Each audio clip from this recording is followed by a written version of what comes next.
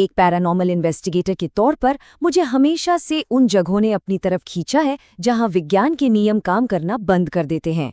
भारत में वैसे तो 1000 से भी ज्यादा पुराने किले मौजूद हैं, लेकिन हमारे आज के इस डोजियर में हमने केवल उन चुनिंदा लोकेशंस को रखा है जो लॉजिक और तर्क की पूरी तरह से धज्जियां उड़ा देते हैं। तो चलिए इस इन्वेस्टिगेशन की गहराई में उतरते हैं। आज की इन्वेस्टिगेशन का प्लान कुछ इस तरह है। हम शुरुआत करेंगे दिमाग को चकरा देने वाले आर्किटेक्चर से और धीरे धीरे उस अल्टीमेट हॉन्टेड साइट तक पहुंचेंगे जिसे खुद सरकार ने भी डरावना घोषित कर दिया है।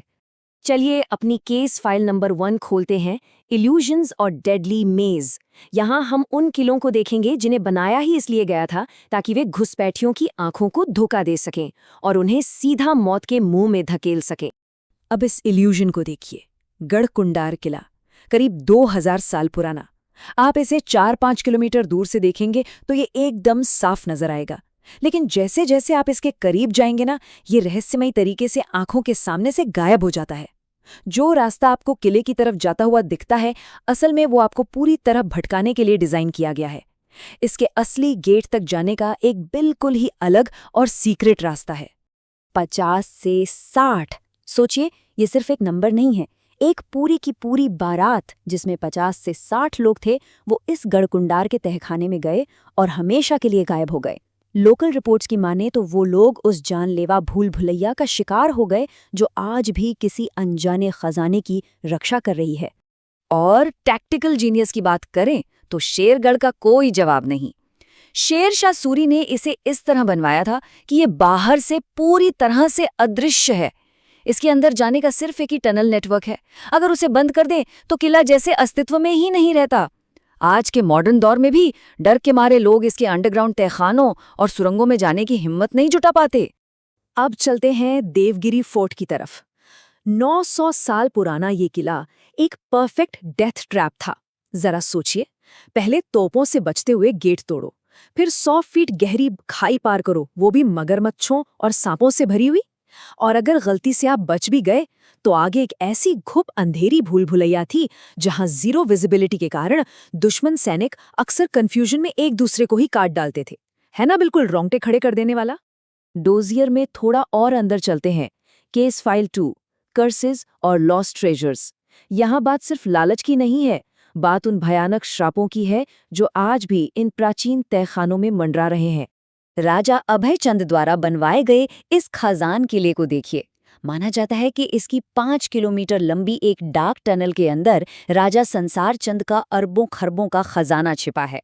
लेकिन ट्विस्ट ये है कि इसका रास्ता इतना संकरा और दम घुटू है कि आज तक कोई भी 100 मीटर के निशान से आगे जा ही नहीं पाया। यहाँ तक कि मुगलों ने भी इस खजाने को लूटने की कोशिश की थी और वो भी खाली हाथ लौटे। भोपाल के रायसेन किले की डार्क लेजेंड्स तो और भी खौफनाक हैं। यहाँ राजा पूर्णमल ने दुश्मनों से बचाने के लिए अपनी ही रानी का सिर काट दिया था, और राजा राजसेन, उनके पास एक असली पारस पत्थर था जो लोहे को सोना बना सकता था। जब वो युद्ध हारने लगे तो उन्होंने उस पत्थर को किले के ही एक तालाब में फेंक दिया, और यकीन मानिए वो चमत्कारी पत्थर आज तक उसी गंदे पानी के नीचे कहीं दबा पड़ा है। Case file 3, echoes of tragic spirits. अब हमारी ये इन्वेस्टिगेशन खोए हुए खजानों से हटकर उन आत्माओं की ओर मुड़ती है जो शायद आज भी शांति की तलाश में हैं। 700 एकड़ राजस्थान के चित्तौड़गढ़ किले का ये विशाल पैमाना अपने आप में बहुत कुछ कहता है। इस जगह ने अलाउद्दीन खिलजी और मुगलों के बेहद क्रूर हमले सहे हैं, और सबसे बढ़कर इसने रानी पद्मिनी के दुखद जौहर की अग्नि को देखा है। इतने बड़े ऐतिहासिक खून खराबे का एहसास और उसका दर्द आज भी आप इन पत्थरों के बीच महसूस कर सकते हैं। तो अब पुणे के शनिवारवाड़ा की फाइल देखते हैं। एक भव्य महल जो हत्या और रहस्यमयी तबाही के खौफनाक सेंटर में बदल गया।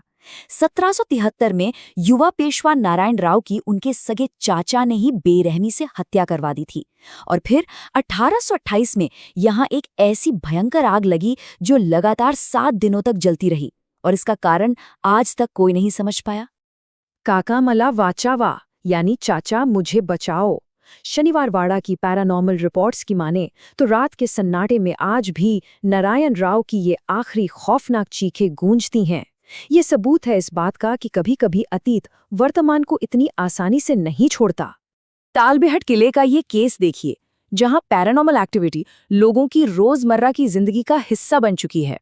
अक्षय तृतीया के दिन 7 महिलाओं ने यहां छत से कूदकर अपनी जान दे दी थी।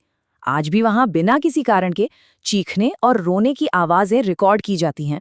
मेन गेट पर उन 7 महिलाओं के चित्र बने हैं और लोकल औरतें हर साल उनकी अशांत आत्माओं को शांति दिलाने के लिए विशेष प्रार्थना करती हैं। अब अपनी चौथी केस फाइल की ओर बढ़ते हैं। यहाँ हमें कुछ ऐसे सबूत मिलते हैं जो एक असंभव और पौराणिक रहस्य की ओर इशारा करते हैं। मध्य प्रदेश का असीरगढ़ किला, महान अकबर को भी इसे जीतने में पसीने आ गए थे। लेकिन यहाँ का असली रहस्य कोई जंग नहीं है। असली रहस्य है इस किले के अंदर मौजूद एक शिव मंदिर। हर सुबह मंदिर के ताले खुलने से पहले ही वहां रहस्यमयी तरीके से ताजे फूल और पूजा की सामग्री शिवलिंग पर चढ़ी हुई मिलती है। बंद दरवाजों के पीछे ये घुसपैठ आखिर कैसे मुमकिन है? लोकल लोगों की माने तो इसका जवाब इस एक नाम में छिपा है, अश्वत्थामा। जी हाँ, महाभारत के वही योद्धा जिन्हें भगवान कृष्ण ने कलयुग के अंत तक पृथ्वी पर भटकने का श्राप दिया था। माना जाता है कि ये वही शापित और अमर योद्धा है जो किसी के भी देखने से पहले प्रतिदिन असीरगढ़ के मंदिर में पूजा करने आते हैं। और अंततः हम अपनी आखिरी केस फाइल पर पहुंच गए हैं, दी अल्टीमेट हॉन्टेड साइट। ये जगह इतनी खतरनाक है कि खुद सरकार को कानूनी रूप से बीच में आना पड़ा है। भानगढ़ का किला। ये सिर्फ कोई डरावनी कहानी नहीं है दोस्तों। भारत सरकार ने ऑफिशियली इसे एक हॉन्टेड प्लेस डिक्लेयर किया है। इसके बाहर एक साफ साफ वार्निंग बोर्ड लगा है कि सूर्यास्त के बाद और सूर्योदय से पहले किसी की भी एंट्री सख्त मना है। क्यों? क्योंकि रिकॉर्ड्स बताते हैं कि जो कोई भी रात के अंधेरे में वहां गया वो कभी वापस लौटकर नहीं आ पाया। पायल की आवाज़ों और रोने की चीखों से परे भानगढ़ में एक और चीज़ होती है, द परफ्यूम्ड फैंटम। रात के समय खंडरों में एक महिला के घूमने की रिपोर्टें आती हैं और जो लोग इसके इर्द गिर्द गए हैं वो बताते हैं कि वहां हवा अचानक पारंपरिक इत्र की बेहद तेज और स्पष्ट खुशबू से भर जाती है। खुशबू का ये भ्रम इस केस को और भी ज्यादा रहस्यमयी बना देता है। इस इन्वेस्टिगेशन को यहीं पॉज करते हुए मेरे दिमाग में बस एक ही सवाल आता है। अगर विज्ञान गढ़ कुंडार की गायब होती दीवारों को या भानगढ़ की दर्दनाक चीखों को एक्सप्लेन नहीं कर सकता, तो क्या सच में ये किले बस इतिहास की रक्षा कर रहे हैं, या फिर इतिहास आज भी इनके भीतर चीख रहा है? वास्तुशिल्प और आत्माओं के बीच की ये बाउंड्री आखिर कहाँ खत्म होती है, ये मैं आप पर छोड़ता हूँ।